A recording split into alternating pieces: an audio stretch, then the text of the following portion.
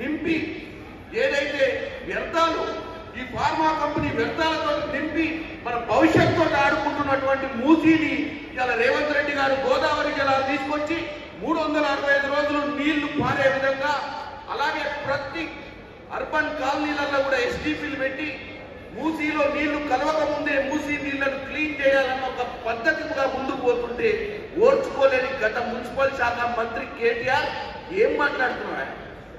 ఒక ప్రతిపక్షంగా నీకు మాట్లాడే హక్కు ఉందంటే నువ్వు ఇక్కడ జరుగుతున్నటువంటి సంస్కరణలలో ఏమైనా తప్పిదాలు ఉంటే కూర్చొని చర్చ చేయాలి.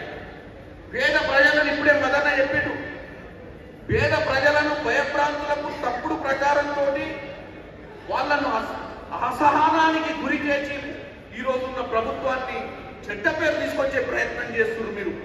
మీకు ప్రజల మీద చిత్తశుద్ధి లేదు, ప్రజలకు మంచి చేయాలన్న ఆలోచన